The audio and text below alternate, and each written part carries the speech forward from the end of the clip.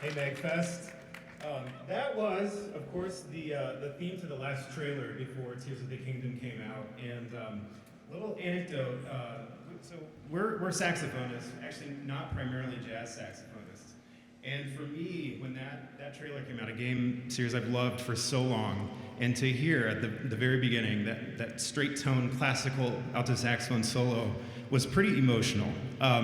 And you know, this is just the instrument we play. It's a little thing, but one thing in gaming that's really important is that, you know, representation matters. You know, seeing yourselves in the games you play. And the Tears of the Kingdom soundtrack featured a lot of saxophone, a lot of jazz saxophone, a lot of electronics. Is really cool. So our next medley we're going to play.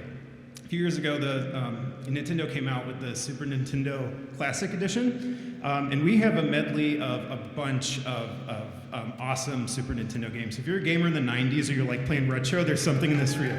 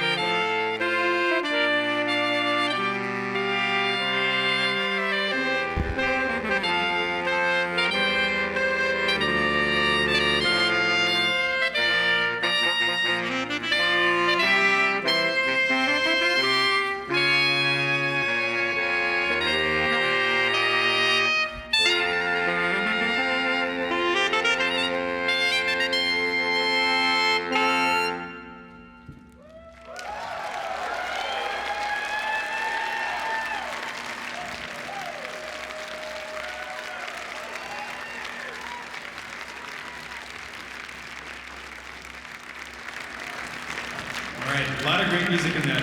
Actually, one thing is on a 16-bit console, the soundtrack doesn't need to breathe. So I'm going to talk for a couple of minutes while my bandmates catch their breath.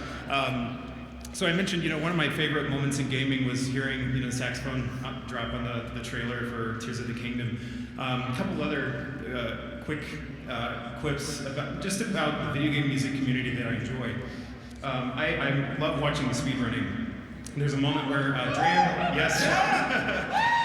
Dram55 was streaming, when he was playing the Super Mario Brothers record. And on one of his streams, he mentioned, he's like, people ask, do I get nervous? Is this, and he's like, of course, yeah, chasing the world record, but he said, actually, the most nervous I've been in my life was in high school jazz band.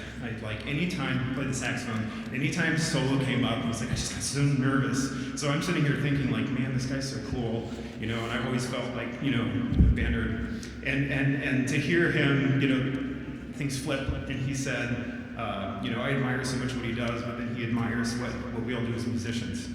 Sorry, getting some feedback here. We're going to try something new for our next selection. Danelle, and I'll introduce the members of the group in a bit, but Danelle Espinosa, our soprano saxophone player, has explained it to me.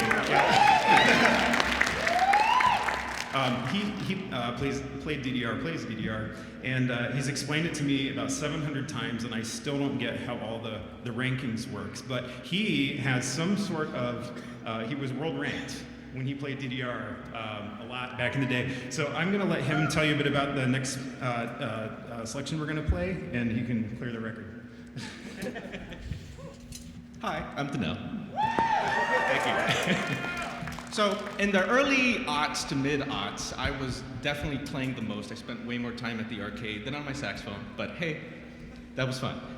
I don't regret it at all. But at the time, the only place to really track records was kind of on a forum called Aaron in Japan. Anybody ever hear of Aaron in Japan? No? Okay, well, I used to post there, and actually my DDR name at the time was Maticus. Why that is, that's a long story, but I won't get into that. Eventually I changed it to just Nail, N-A-I-L, so Nail. But anyways, I used to play a lot, and I participated in the first competition that you got to win an actual arcade machine. I didn't win that one, but at least I was there, and that was fun. But I really look forward to hitting up all the music rhythm games and everything. But one of the really cool things about DDR that I really latched onto was just kind of like the technical precision of getting really high ranking scores and getting your timing just absolutely perfect. As a musician, it sort of kind of went with that. And it was always fun to find those like classical songs that would be found on these machines. One of the songs the song that we're about to cover, it goes on DDR by the name of Kakumei, with a K. But we know it in the States as the Revolutionary Etude, because Kakumei is Japanese for revolutionary, but it's known as the Revolutionary Etude by Chopin. And so this track, I ended up arranging the entire Etude for Saxophone Quartet, and we thought it would just be a blast to do it with a track kind of reminiscent of the old DDR days. So we really hope you'll enjoy our take on Chopin's Kakumei.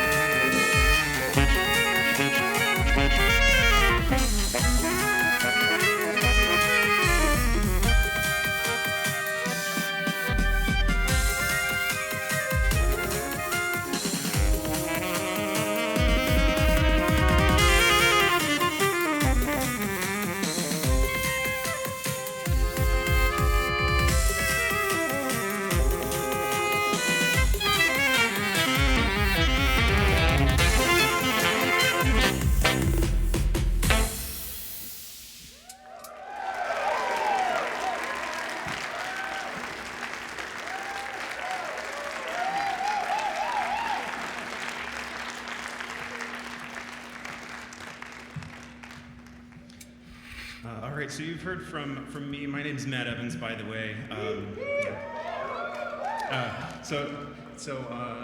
Our saxophone quartet here, our band, Danelle Espinoza on soprano saxophone. Danelle is our main DPS in the group, right? He leads the raid, uses all caps when we're not getting through rehearsal efficiently. He's on the soprano saxophone. We have Doug O'Connor on assistant DPS. Assistant DPS, secondary spec is jazz. I guess on Barry, I'm the tank, right? You know, keep the tempo, play the bass lines, all that in time. But as many of you know, when you're in a raid group, the real heroes of the party are the healers, right? Yep, keep everyone alive. In any chamber music quartet, the third voice down, the viola and string quartet, or tenor saxophone in this case, they're the real heart of the group. So we thought we'd give our tenor saxophonist, Katherine Weintraub, a chance to solo with us.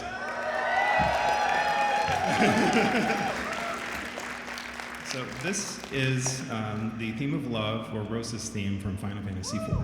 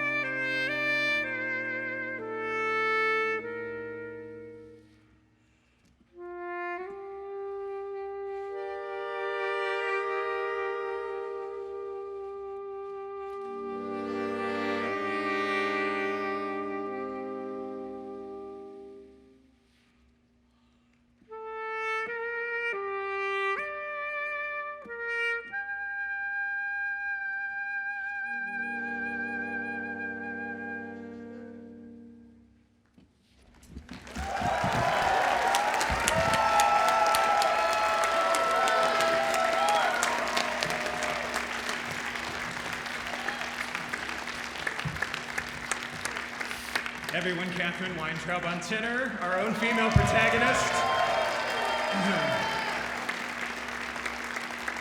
Two quick things before we play our last selection. One is we have some good friends. Well, we all have lots of good friends here at MAGFest. But on Saturday night at 8 p.m., the Videri String Quartet, and then at 8:45, the Triforce Quartet are doing their secret, not secret, annual gazebo show. They have an awesome lineup of collaborators, and they've asked us to join them. And we're going to be playing a medley of music about female protagonists in video games. So I hope you all might want to check that out. I'd like to thank the MAGFest staff. What an undertaking to put all this together, get our community together, have a great weekend. So I'd like to thank Yusef Killebrew, our artist liaison, Emily Fetter, main stage booking, and all the staff that put this together. It's just incredible. So, okay, our last piece on the set. So when you play games, oftentimes you think of the best music in the game as the final boss, Sephiroth, right? You know, but in my opinion, when I'm playing games, sometimes I feel the best music is in the level leading up to the final boss. So this is a medley of the level before the end. We're going to take you to Hyrule Castle, Mana Fortress, Icecrown Citadel, the Tower of Fate. Shout out to Jake Kaufman, who the soundtrack to Shovel Knight is, I think, one of the best ever written. And we're going to end, of course, what video game medley or video game or would be complete without the heroic send-off. So we hope you enjoy our last tune, The Final Dungeon. Hey, one more thing. Give it up for Matt Evans for these wonderful arrangements and level builds, and Danelle Espinosa for that Chopin. These guys are great. Chopin. Hi, my name is Doug, and I'm 40 years old. And when nobody is looking, I play Fortnite and get ganked by 13-year-olds. I just want to say, again, how thankful I am for this group, Matt and Danelle for setting this up, and for all of you for welcoming us. This is my first video game con. So happy to be here. And I'll give one more extra thing. If you are interested in following us, make sure to follow us on social media. Project Fusion, SQ. Thanks.